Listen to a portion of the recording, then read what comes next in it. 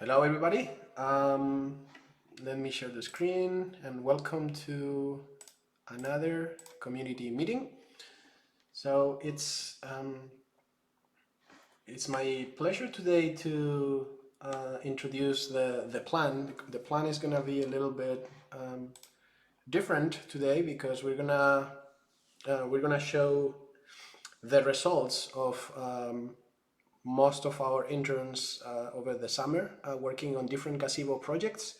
This is something I guess really nice, and historically at Open Robotics we had always like super very nice interns, and it's great that this legacy continues now at Intrinsic or with Google Summer of Code projects. So it's awesome. We're gonna see the results of 3 different projects. But as usual, we're going to start with Addisu, who's going to give us some news, mostly from ROS-Con, from what I see. All yours, Addisu. Yeah, thanks, Carlos. There hasn't been a whole lot since the Gazebo release, which was the big news from last time. I guess we did the community meeting, but we hadn't released Gazebo yet. So Gazebo Ionic is released and available for anyone to use. But immediately after that, ROS-Con was the big thing, and I just, if you didn't attend, I just wanted to point you to 2 talks that were, talked about Gazebo mainly. And the first one is optimizing Gazebo simulation.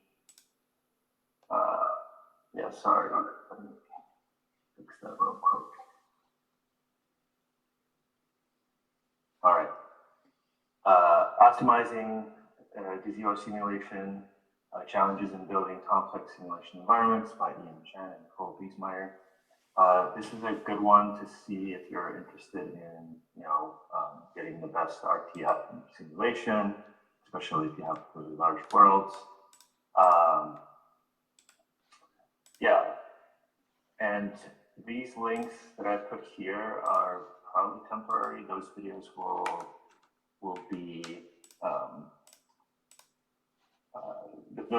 will be replaced with individual videos of the talks. Right now, this is a long video of the whole day session. So I just did a tiny timestamp link there. So that talks about just getting better RPFs and what to do and what are the big few tricks that you can use to make simulation faster. It also introduces a tool called SDF-Gen, which is a Blender add-on to convert Blender files to SD format. So that's something you might be interested in as well. The next one is the State of Gazebo talk. I gave that one. This one is just a big summary of all the activities that they've been doing over the 2024, basically, since the last ROS-Con. It covers a lot of things, so if you're interested in just getting a big overview, that would be a good one. It also covers some of the roadmap items that are coming up for the next version of Gazebo, VJTI, towards the end. So I encourage you to give that a look, and that's it for me.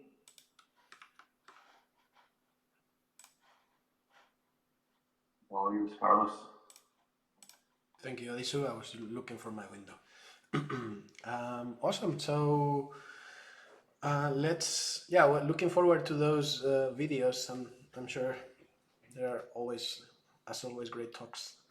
So let's start with our first guest, guest speaker, which is Saurabh S. Kamat from the College of Design and Engineering, National University of Singapore.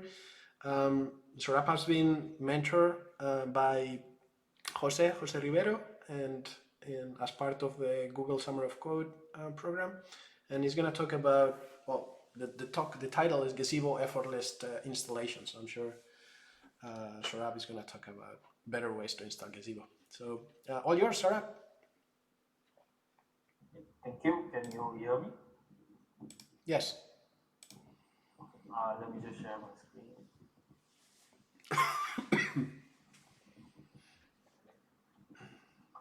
So I'll be talking about the output of my GSOC project called, it's a GitHub action called Setup Gazebo. You can find this action on the GitHub marketplace over here, but you can also search for Setup Gazebo. And I'm going to go through the README to provide more context as how this action can help you with your CI pipeline. So installing Gazebo in a CI pipeline can be a tedious and time-consuming task because it involves several pain points like installing various dependencies, managing repository keys, ensuring platform compatibility with Gazebo distribution of your choice. If done incorrectly, you might end up with inconsistent environments causing unpredictable behaviors. The motivation behind this action is to automate the process of configuring a Gazebo environment by adding a few lines to your GitHub workflow. So the action works on 3 platforms right now. That is your Ubuntu, Mac OS, and Windows. Moving on, I will proceed with the usage section of the README to show you how this action can be called and discuss in detail the different arguments that can be provided. So the first example shows how to call Setup Gazebo on a GitHub hosted runner. So this is provided by default by GitHub. So in this case, you see setting up a worker and a compatible Gazebo combination. So you can just use the action by calling the URL and the tag like so. So currently the tag is at 0.3.0. So I'm a little behind on updating the documentation. So I'll do it by the end of this call. Sure. The action takes an input argument called required Gazebo distributions. In this case, I'm providing harmonic. Here you can specify the name of the, here you can also specify multiple distributions by separating them with white spaces. This action can also be used inside Docker containers. So, like so, by specifying the container followed by the image. The matrix functionality of GitHub workflows can also be leveraged to iterate over all Gazebo distributions of your choice, like so, by just putting them inside an include tag. This matrix specifically iterates over all Gazebo distributions and installs them on the complementary Ubuntu distribution. The same example is shown with the use of Docker containers instead of default Ubuntu runners. Next, we also have the option to install pre-release or nightly versions of Gazebo. This can be done by specifying optional arguments like use Gazebo pre-release and use Gazebo nightly. Just by specifying them to be true, you can. So this action will add the appropriate repositories to sources and perform the installation of the Gazebo distribution provided as input. In this case, Ionic has been provided, so it will install the pre-release version of Ionic. Next is an interesting part. So this is in the latest release of Setup Gazebo. We also support the installation of ROS2 and Gazebo side by side along with ROS-GZ. So ROS2 can be installed using another action called setup ROS. So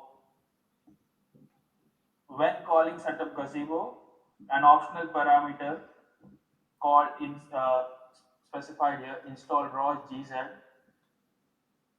is populated with the ROS distributions of your choice, which in our case was IN.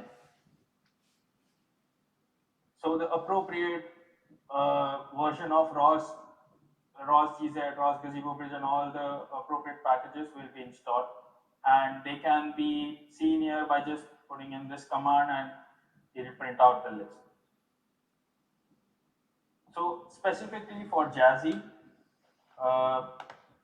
Jazzy onwards, Gazebo is also available as ROS2 packages. So the appropriate version for Jazzy is Harmonic. So this action will install Harmonic not as a APT package, but as a ROS package. So in such cases, you will have to source Jazzy first before using harmonic. As I previously mentioned, this action is also available for Mac OS. The Gazebo distribution is installed the same way as you would with Ubuntu, just by specifying the action, the tag of the action along with the required Gazebo distribution. It is also available on Windows. So let me just go back to Mac OS. In Mac OS, it is installed through the Homebrew package manager. So the user need not worry about installing Homebrew, as this action will install it for you.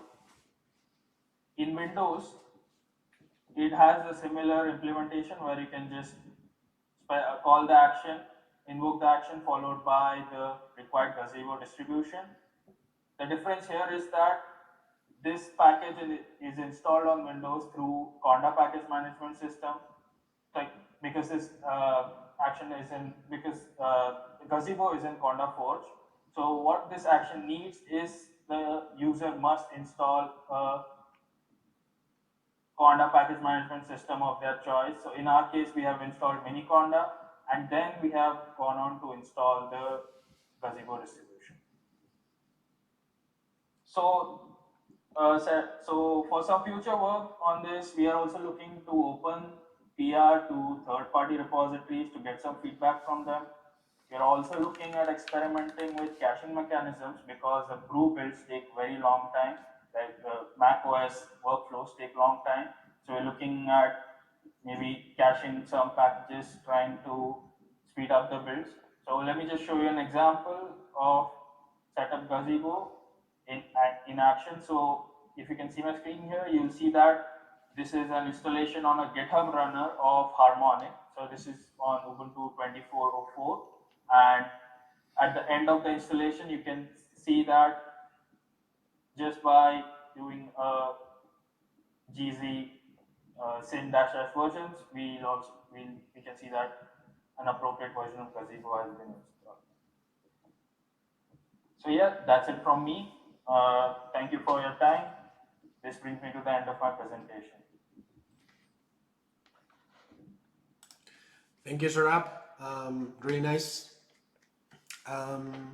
Questions for this project?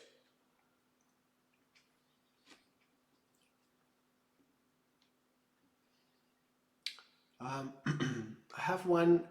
So what if, for example, imagine that, in the future we need to, let's say, install a new version of Gazebo, and maybe that goes with a particular combination of an Ubuntu distribution, etc. So what are the steps that we need to do in order for this action to support that?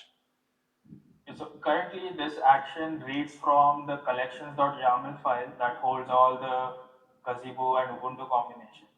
So this action need not be updated. Just by updating the collections YAML, any new version can be installed, because this action just checks for the Gazebo version followed by the appropriate Ubuntu version. And if the user provides correctly, this action will proceed, otherwise it will throw an error. So like in right now, this action supports Garden, but as soon as Garden becomes EOL and it is removed from the collections file, this action will also stop supporting Garden. That's great. Thank you. I have a question. Go ahead. Yeah, so great presentation and great work. But I have a question regarding like the setting up of environments. So I'm a person who has been lately working with a lot of Docker environments with my own custom setup, where I install ROS2 and then Gazebo and then my own set of repos by using VCS import. But now, having seen this, is there a way where I could integrate this into my current existing framework where I don't have to like update the Docker scripts every time? So I would say if you have your, I have not tested this, but in theory, if you have your own Docker images stored in a container registry somewhere, you can just pass them along into with the container and image tags, Okay. and that will let you just install it on that Docker. So I think that should be pretty straightforward, and I would assume that not it might not be too much work for you just to. Okay. I think that would be helpful. I might check that out. Thank you.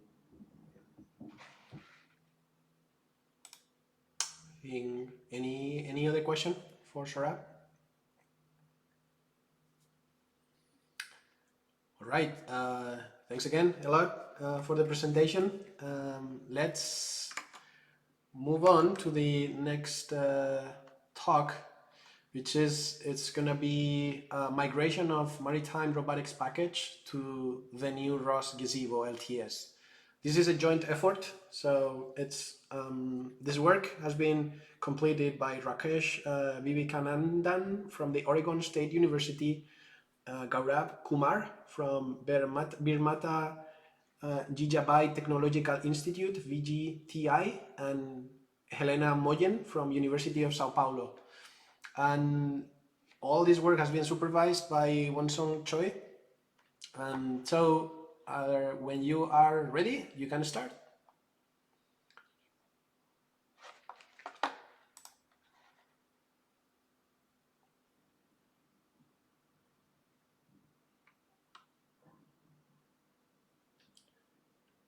Rakesh, can you present the screen? Yes, you can see it. So, hello everyone, I'm Gaurav Kumar, and this summer we worked on our GSOC project, which was migration of multi-beam robotics package to new ROS and Gazebo.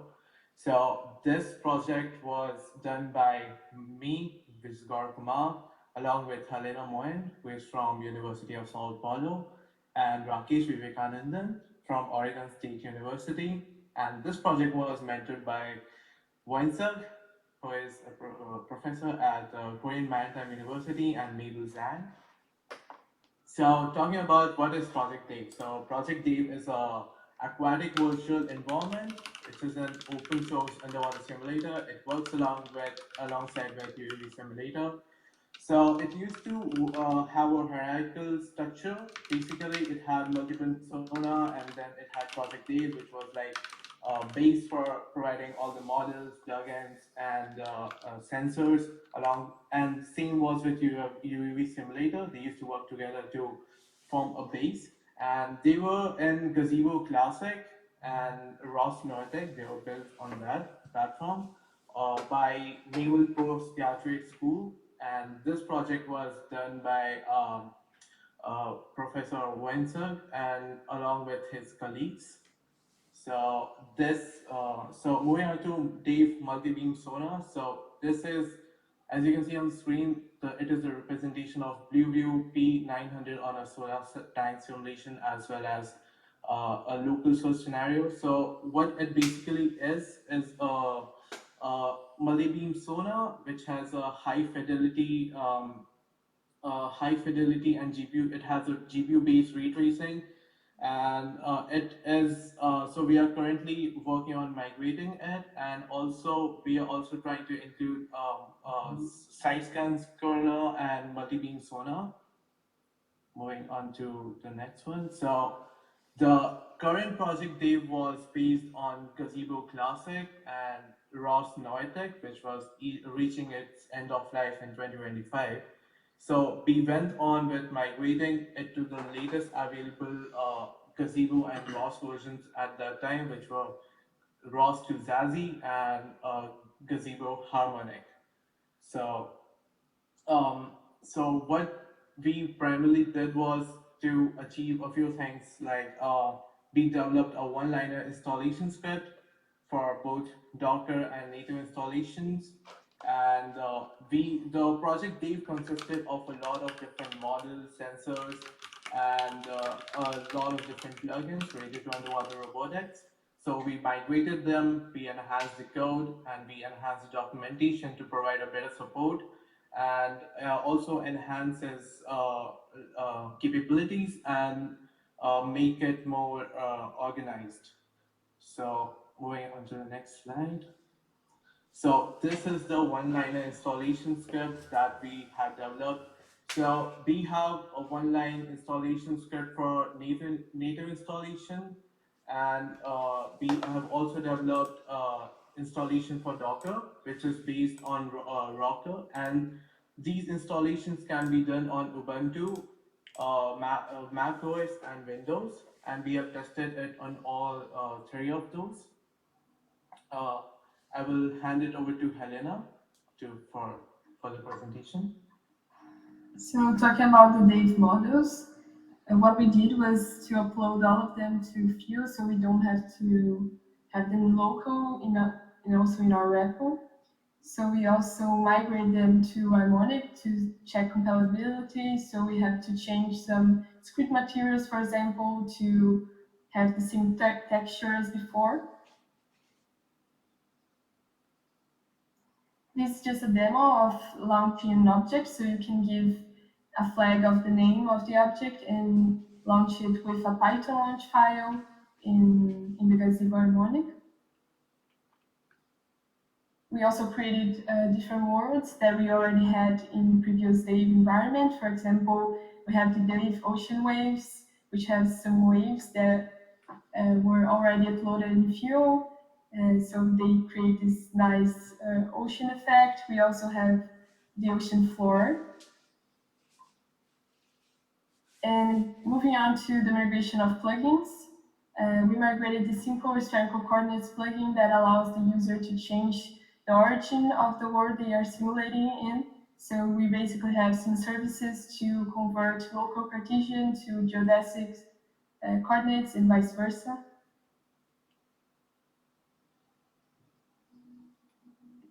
We also migrated the ultra short baseline plugin. This is just a simple demo to demonstrate the communication between a transponder, in our case, two transponders and one transceiver.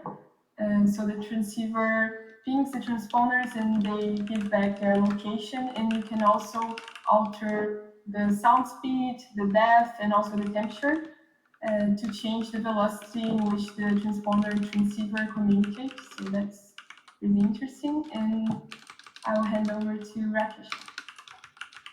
Okay, so we also developed a pressure sensor plugin more as to migrating it. So it was originally developed in Project A, and what it does is basically it uses the depth of the vehicle or the robot, and as you can see, when the robot's moving up and down the water column, you can also notice the fluid pressure changing. So this is an example of the pressure sensor working in ROS2 environment. And then for the DVL plugin, we use the upstream DVL plugin, and what the new development here is that there is no existing ROS GC bridge for DVL plugin. So we had to develop our own custom ROS GC bridge to transport and communicate the messages between Gazebo and ROS2. And that's what you can see here on the left side. You can see the DVL casting the rays onto the floor and the messages being displayed on the right side through ROS2 topic echo. And here we also have the underwater camera plugin, where it basically adds some layers of filtering through the noise and attenuation parameters by using RGBD camera. And on the left side, you can see that there's no effects, where it's like pretty straightforward, a simple monocular camera. But then when you do add these effects by changing the noise values, you can actually get it to be looking more realistic as how you would see it in an underwater scenario where it's mostly bluish green or like dark green. And then we are continuing support for Rex ROV, Glider Slowcom, and newly we are introducing Blue ROV2 and Blue ROV2 Heavy, because these are the most used robot in underwater robotics field these days. This is an example of Rex ROV being launched with all the different migrated plugins, and you can see the different ROS2 topic list, ROS2 topics being shown here. And then to finish it off, we have like as uh, with installation, we are also installing Addisu and Mavros inside the installation script. So you can actually simulate the robot as though it's in the real world, as in a SITL setup. So you can have a much more realistic state estimation happening in the environment. And this is an example of Blue ROV2 being spawned in the Gazebo harmonic environment. So one major thing that we did was that we migrated the launch files that were originally in Zacro and XML files to uh, right now being supported as Python-based scripts. So it adds a lot more flexibility as to how many nodes you can add, composable nodes, and then having it to add more flexibility with respect to arguments and calling each other and everything. So it uses the object-oriented programming capabilities to improve its performance. In the future, we are planning to finish up and wrap up the progress made on Ocean Current plugin and multi-beam sonar plugin. And we also want to add some robot arms to the robot so that you can do some manipulation underwater. And by extending the multi-beam sonar, we want to add more models to it. So right now it just has the multi-beam sonar. We want to add side scan sonar as well as like a 3D mechanical sonar. And we also want to improve its performance by targeting GPU parallelization as well as half precision. And all the relevant links are presented here. And a special mention is that we had a community tester in our group called Abhimanyu. He was basically contributing to all of the different testings involved for the different PRs we submitted, and this immensely helped us to wrap up several migration work that we were doing. And thanks to Abhimanyu and Wansek, who was like instantaneous in all of the PR reviews. So that was fascinating, and it was great working with all of them together. I also want to show how we have structured the project dev repo. So this is where it's currently hosted at. It's under Wansek's lab repo organization. So this is how it's structured. We have some examples and some scripts mentioned here. And then we have the various launch files. We've made it as generic as possible so that you can like actually just change the namespace and call any of the different models that are being used in Project Dev, be it a object, robot, sensor, or world. You just need to change the namespace and it should be straightforward. And we've also added hooks to all of the different uh, packages so that you don't need to worry about the path being not imported. So the models will be and the mesh files will be loaded as required. And one additional thing is we also have this under the robot models, we have a separate config file where you can basically add what are the different ROS GC bridges that you want to enable for each of the robots. And that comes in very handy because you don't need to mention it every time when you want to launch it in the terminal. You can just mention it here and it'll take care of it. Yep. That's it from our end. Thank you. Thank you. That's great presentation. I'd like to say that sorry I missed Mabel as a mentor for this project. I didn't have it in my notes, but credit to her for mentoring and also for being part of the developer team who started the original Dev code base. So, yeah. Questions for this group of people? Ian. Yeah, thanks. Great presentation. I'm just curious how you did the underwater murky water effect. Did you write a Gazebo plugin or system to do it? Is it done on CPU or GPU? It's done on CPU. I just basically migrated what was already existing in the original project, Dave. So it takes the uh, depth image and it overlays it on top of the monocular image and then adds a different noise to it. So let me pull it up real quick. I think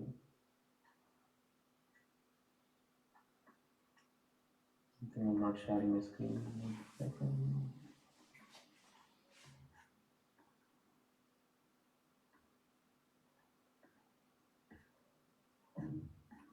This is where the code lives right now, and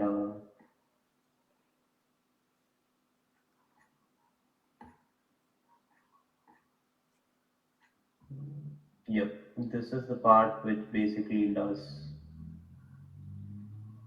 Okay. the Let's see. So you subscribe to the image, get the image, yes. you call back in and you modify the. Okay, Yeah. cool. Okay. We just modify the parameters. I mean the image properties. Yeah. Yeah.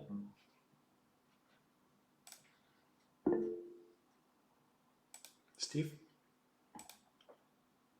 Hi, thanks for the presentation. It's nice work porting from, it's very timely to be porting from Gazebo Classic to the new Gazebo.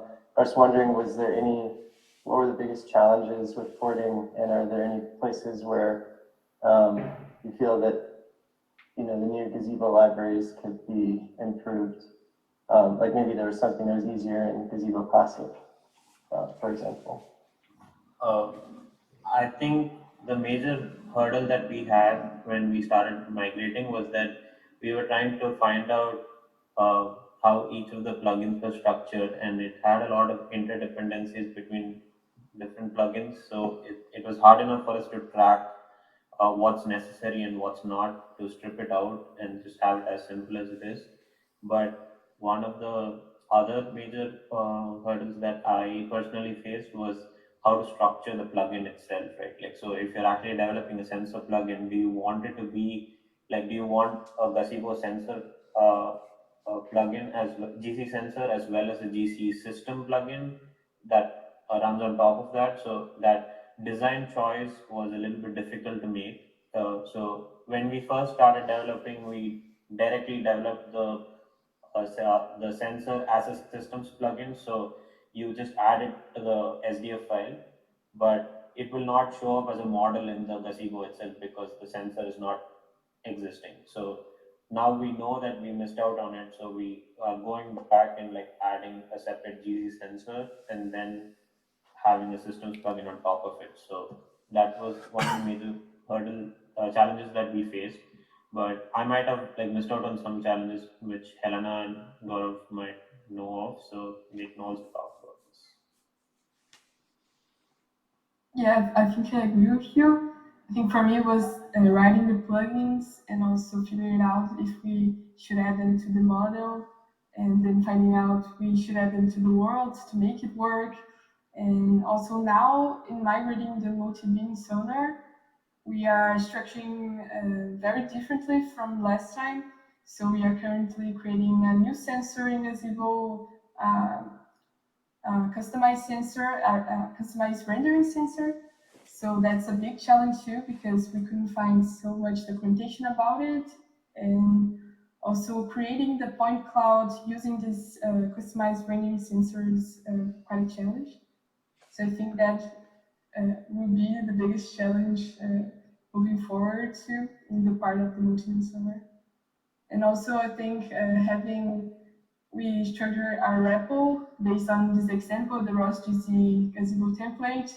So that was really helpful, I think, in the beginning, because we had no idea how we should structure the folders and the hooks, and all of that was, I think, new for me, that had never used ROS2 with Gazebo running. Yeah, so like adding on to what Rakesh said, So like one of the most difficult challenges was to like migrate the ocean current plugin. It had like in the previous repo, it was and we had two ocean current plugins. So one had a stratified like based on layer, what depth are you at? It had to simulate a different ocean current. It had different ocean currents at different level, and then it had a lot of different features attached to it. Say for example, it had tidal oscillations, and based on what time and year or date it is, it used to adjust what would be the level of tide. And previously in the old date project, they had different things like they had say for example they had to exert force to a model, say for example based on a certain depth. So it used to call a different plugin. We had many things separated out. So what one of the major challenges while developing ocean current plugin was to like put them all together and structure it in just one single plugin. So we went on with like developing three plugins, three different things for our ocean current plugin: the world plugin, the model plugin, and one is for changing the parameters in between the like in between the simulation. So it's still a work in the progress, but yeah, it was one of the most difficult plugins to migrate. Yeah. Thank you. All right. Congrats again for this awesome project, and kudos to all of you also for working together in a team with these three different GSOC projects into a very nice for a very nice goal. So yeah, thanks a lot. All right, let's go to our last but not least speaker. We have Athena Zheng from University of Illinois Urbana-Champaign, and she's been an Intrinsic intern working with Addisu Tadesse. I believe Ian has been helping as well, and I think she's gonna talk about some of the gazebo rendering improvements that she made over the summer. So all yours, Athena.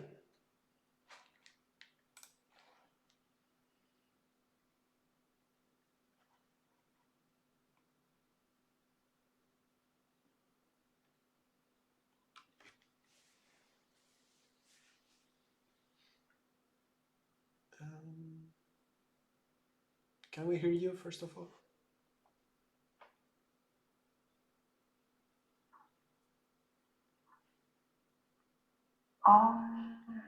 We can hear you now. This is good. I need to restart and then I can present. Okay. If that's okay. Sure. I'll be back in 1 minute. Okay, that's fine. Meanwhile, can I talk about a few other challenges that I thought about? Yeah, So, that's great. one of the major issues that I found was actually what was the reasoning behind choosing to have just a single SDF file for each of the model descriptions? Is there a reasoning behind it? Because I feel like the Zacro had the capability of using a file that already exists, but then with SDF you're not able to import. So for instance, a robot can have like 8 different motors, right? So, and you don't want to define 8 different motors. You don't want to have redundant description in the file, but with SDF, unfortunately, you have to like repeat the lines again and again. It's just an open question for anybody.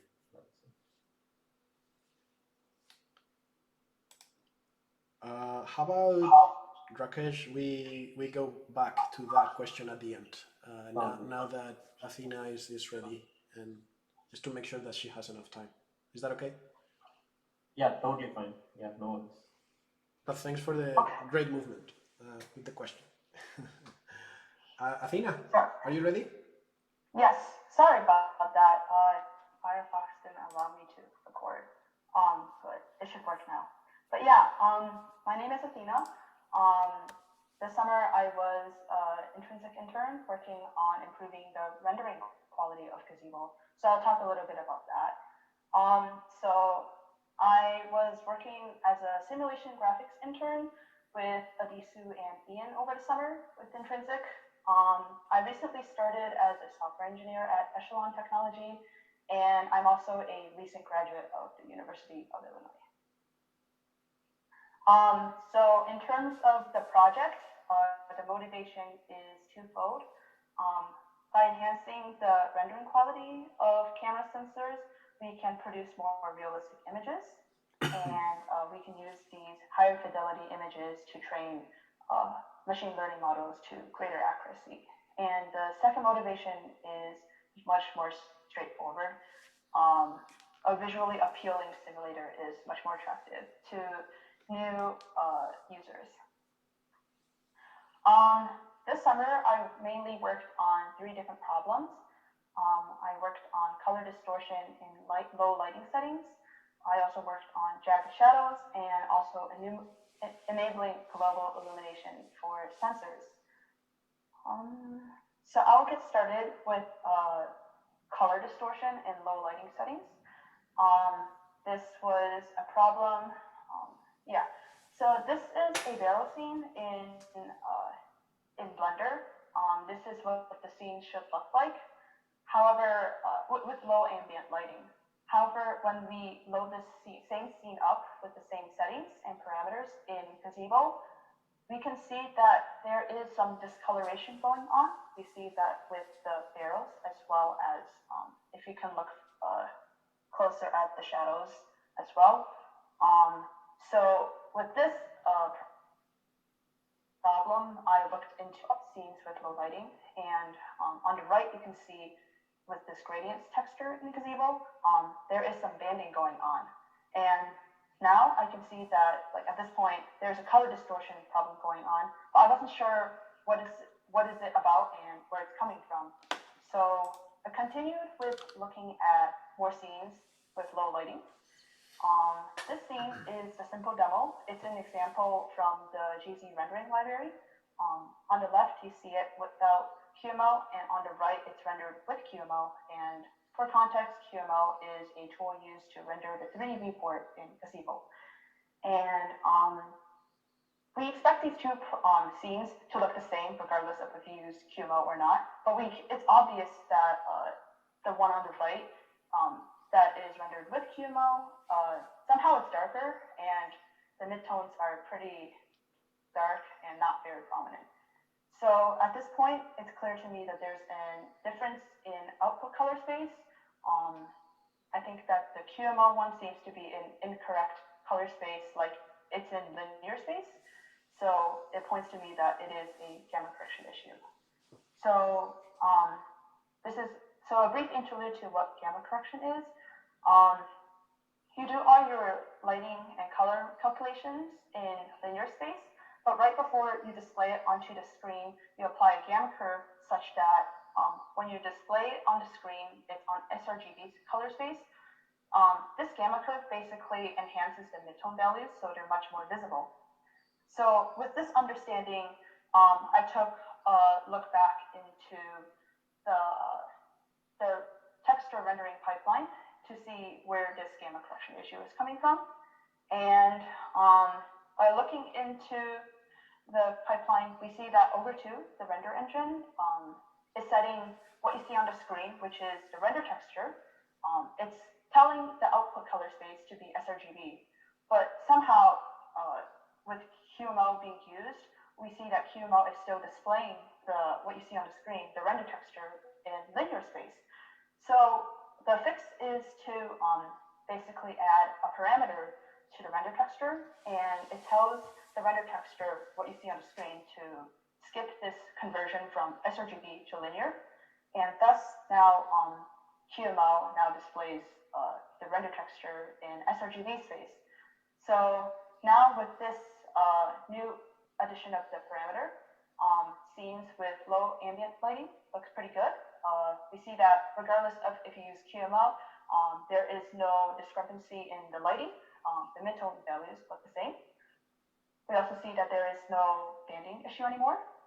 And there's no discoloration happening with the barrel scene. So that's great. And to the jagged shadows problem. So this is much more straightforward. It was not so much of a problem, but more so like seeing how can we make shadows in gazebo look smoother. So for this problem, I looked and investigated two different approaches. So the first one is increasing the PCF filter size. The second one is just simply increasing the shadow texture size. Right now, you can see on the screen three different scenes. It's the same scene, but just different effects. So the one in the middle is basically gazebo before I did any changes. The one on the left with PCF is me simply increasing the PCF filter size. And the one on the right is increasing the shadow texture size.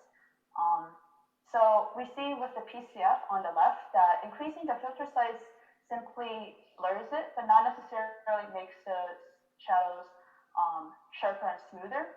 So, but on the right side, with increasing the shadow texture size, we see that the shadows, you can see the casted shadows are much more crisper and much more like noticeable. So I continued with this approach on increasing the shadow texture size. So what I did is to, you can see with this GIF, the sharper shadows is with 16K shadow texture size, just the blurrier one is the default 2K. Now users can go into the SDF file, and with the minimal scene GUI plugin, you can add a shadow parameter, and you can now manually set the shadow texture size. The default is 2K, but now users are allowed to do up to 16K if they so choose to. In terms of future work, I added this feature for the GUI, what you see on the 3D viewport, but it would be great to also do it to allow users to configure it for the sensor view as well. Yeah. So I'll move on to my third task, which is to enable global illumination for sensors. So a brief description of what global illumination is. It's basically a group of techniques that account for illumination from indirect light reflections. So say light bounces off of like walls, and it results the scene in having nicer reflections and softer shadows. The two techniques of interest as from Ogre 2 include VCT and CIVCT. This is what gazebo, this is a scene in gazebo. The big one is the 3D viewport, what you see on the screen, and the one on the right, top right, is the sensor view. You can see in the 3D viewport that you see softer shadows, and you can, if you see closely, there's red and green reflections on the 3D pump model. However, the one in the same model and the scene in the sensor view has harsher shadows, and there are no reflections from the red and green walls. So what I did for this task was similar to the previous jagged shadows task. Now in the SCF, you're allowed to, I basically allowed for users to choose their global illumination technique. So for example, VCT, and you can now set their parameters such that the sensor view can have global illumination added to it as well. In terms of future work, I only had time to add the VCT technique.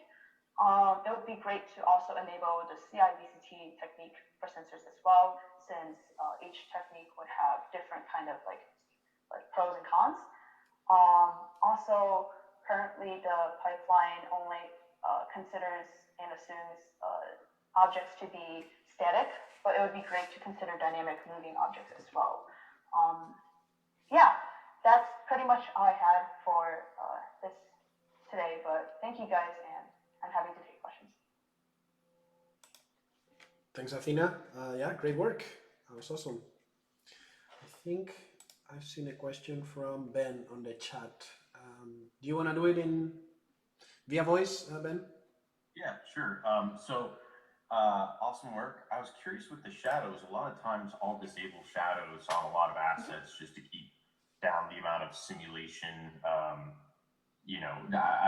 Sometimes I just want to simulate at high speed and lower graphic fidelity. But sometimes shadows are also useful to realize that maybe you're casting a shadow on a label you want to read, but you also really want to sort of just, once again, keep down the overall system load on some of these systems that, you know, might have an integrated graphics card or something like that, for people that you work with that are stuck on company laptops. Does your solution there allow us also to drive down the fidelity of the default level of the shadow? So like it could be more of a just big blob versus like, in other words, I'm saying drive it the opposite direction where you're like, oh, this is jagged and it's ugly. Well, what if I wanted to make it more jagged, more ugly, more blobby? Just like, yeah, there's probably a shadow here versus like even nicer, if that makes sense. Got you. Yes, I didn't explicitly mention in the presentation, but I allow users, so the default is 2K. Users can also do 1K and I believe 512 pixel resolution, if correctly. So you can go the other way if you want to make it more jagged.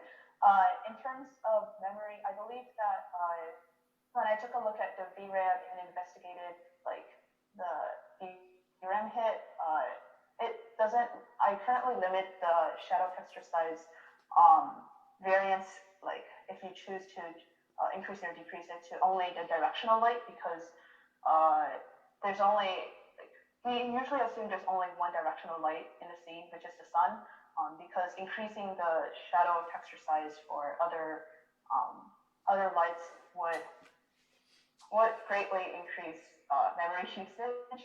But yeah. Actually, that leads me to my next question. So sorry if I'm hogging the questions. We have some vehicles that we use that, for instance, use status lighting, that sort of like pulse lights. And we also have vehicles that intentionally have headlights that you turn on and off when they're in dark areas, and they can sense that and turn them on and off. Are you saying then that those would not probably properly reproject shadows since they are local spotlights versus global illumination lights, and that it might cause some weird shadow behaviors from those light sources, or not affect the shadows at all? I'm not quite understanding your question, sorry. Yeah, so you were mentioning that a single illumination source is what usually goes into the calculation for the shadows, or unless I misheard you. So this feature can still work with various types of lights.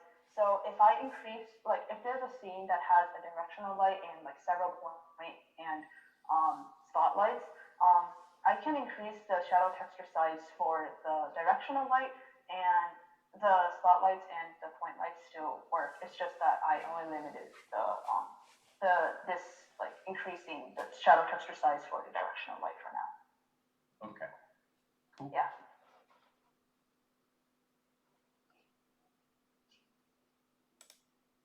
Any last question for Athena? All right, well, thanks again for the awesome project and awesome improvements into Gazebo. I think we had a question about the SDF and the ability to include other SDF files, etc. Does anybody wanna? Oh, Steve, go ahead, please. Yeah, I'll make a first attempt at answering. Others can chime in. But so URDF is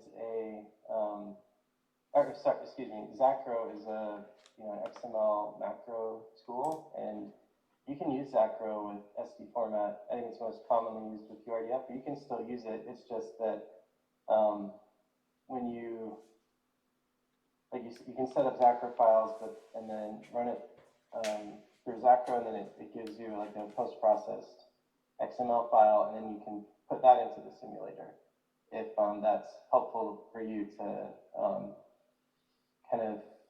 reduce the amount of duplication in your model definitions. We've also used embedded Ruby in some of our model files. You can use embedded Python as well. So you can still use Zacro, and you can use other things. It's not like built in to the SD format parser but it is still a viable tool. Yeah, I'm still using Zacro for my own personal project, but then since everybody is moving towards SDF, I was just wondering what was the reasoning behind choosing that format. I think it's not like, I mean, it's a ROS package. So if you wanted to have minimal set of dependencies, and you're not, if you're, using a part of Gazebo that doesn't use ROS, like not part of ROS-GZ, then you might not want to require users to install ROS in order to use Zacro. But if you have a project that's already using ROS, I think it's fine to just say, add Zacro as a dependency in your package.xml, as like a runtime dependency. I don't know if any other maintainers want to chime in about that.